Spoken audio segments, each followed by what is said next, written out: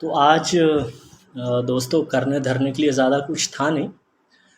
लेकिन फिर भी काफ़ी उम्मीदों के साथ मैंने ब्लैक विडो देखनी शुरू की। और मैं अब भी मानता हूँ कि अवेंजर्स के पूरे ग्रुप में ब्लैक विडो एक सबसे इंटरेस्टिंग कैरेक्टर है। ख़ास तौर से जो पहली अवेंजर थी उसमें जो कुछ बहुत इम्पोर्टेंट अच्छे सीन थे वो ब्लैक विडो के थे। और स्कारलेट जोहानसन खुद बहुत अच्छी एक्ट्रेस हैं, उनकी एक स्क्रीन प्रेजेंस है, बहुत अट्रैक्टिव भी हैं मतलब। तो ये सारी चीज़ों के बाद मैं ब्लैक विडो देखने बैठा, क्योंकि ब्लैक विडो का ज़्यादा बैकग्राउंड अवेंजर्स की सीरीज़ में हमें दिखाया बताया गया नहीं है। तो देखने बैठा मैं, और कुछ कुछ ये जो फ़िल्म है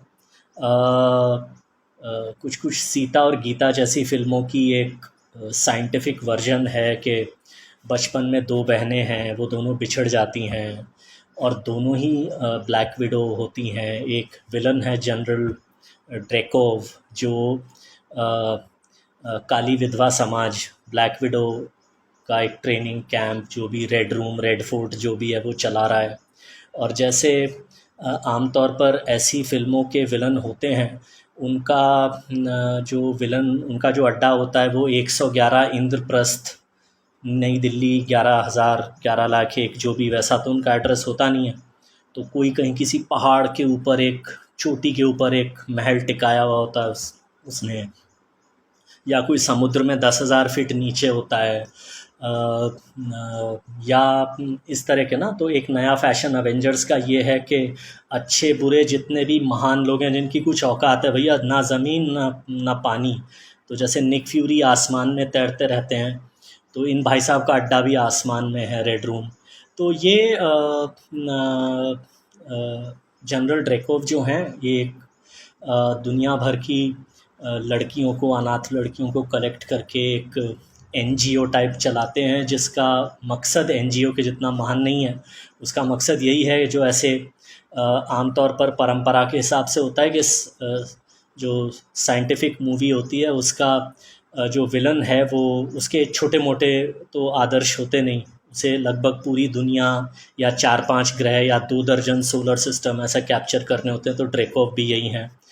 और हालांकि अवेंजर फिल्म अगर आप देखने बैठो या स्टैंड अलोन जो मूवीज़ होती हैं उन्हें देखने बैठो, जैसे कैप्टन अमेरिका की कम से कम 2 मूवीज़, विंटर सोल्जर और पहली कैप्टन अमेरिका, मेरी बहुत फेवरेट हैं। आयरन मैन की एक फ़िल्म मुझे काफ़ी पसंद है, हल्क मेरा पर्सनल फेवरेट है। तो लेकिन स्टैंड अलोन में ये शायद सबसे ढीली फ़िल्म है। और बहुत सारी चीज़ें देखिए, इन डायरेक्टर्स प्रोड्यूसर को ये समझना चाहिए कि हर आदमी के पास विकीपीडिया का या वो अवेंजर्स का बचपन से, वो जब निकला माँ की गोद में से, तो वो अवेंजर की कॉमिक लेके पैदा नहीं होता है कि उसे सारे कैरेक्टर्स की सारी हिस्ट्री मालूम हो। तो ऐसे सीन है कि भाई लड़की का बाप हवाई जहाज़ के पंखे से लटक गया और लटक के अमेरिका से क्यूबा तक पहुंच गया, और हम कहें कि यार भाई वाह, हम तो मतलब वो राजा आज़ाद सिंह ने रस्सी फेंक के अंग्रेज़ों का प्लेन रोका था, मर्द में उसका मजाक उड़ाते थे, और तुम साले मतलब आई एम सॉरी, तुम ये पंख पंख पकड़ के एक देश से दूसरे देश पहुंच गए। तो फिर विकीपीडिया में मैंने देखा कि नहीं नहीं, जो लड़की का बाप है वो भी सुपर सोल्जर है, रशियन सुपर सोल्जर है, रशिया का कैप्टन अमेरिका है। तो ये कुछ और बहुत सारी खिचड़ियाँ कि भाई उनमें एक इन 2 लड़कियों के माँ बाप मिलते हैं, थोड़ा फैमिली वाला वैल्यू, और फिर ये कैसे उस विलन को मारने की कोशिश करती हैं, और कैसे एक अच्छा कॉन्सेप्ट था कि कैसे विलन ने सबके दिमाग में घुस के सबके दिमाग कैप्चर कर लिए हैं। तो लेकिन वही है कि प्रेजेंटेशन और कहानी अच्छे ढंग से नहीं लिखी गई। मेरे को लगता है कि बहुत अच्छा किया उन्होंने ओटीटी पे रिलीज़ की, क्योंकि पैसा देकर तो इस फ़िल्म को और भी गालियाँ मिलती।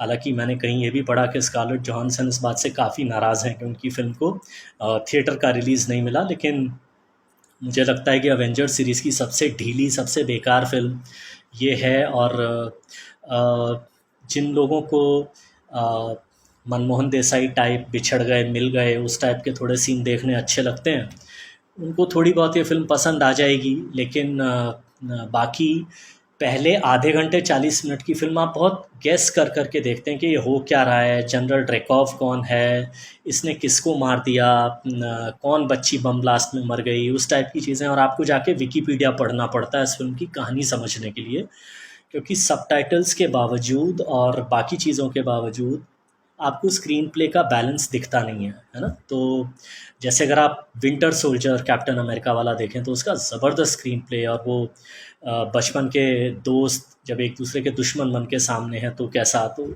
और उसमें भी ये सब था कि कैप्टन अमेरिका एक हाथ से एरोप्लेन हेलीकॉप्टर पकड़ रहा है और एक हाथ से बिल्डिंग पकड़ी हुई है, बट वो थोड़े कन्विंसिंग टाइप सीन्स थे। तो आई एम श्योर कि अगर आप ब्लैक विडो के फ़ैन हैं तो बहुत अच्छा होगा कि आप इस फ़िल्म को ना देखें। बाकी सिर्फ स्कारलेट जोहानसन के लिए और अवेंजर सीरीज़ की रिस्पेक्ट के लिए मेरी तरफ से 1 स्टार, बट बहुत ही डिसअपॉइंटिंग फ़िल्म।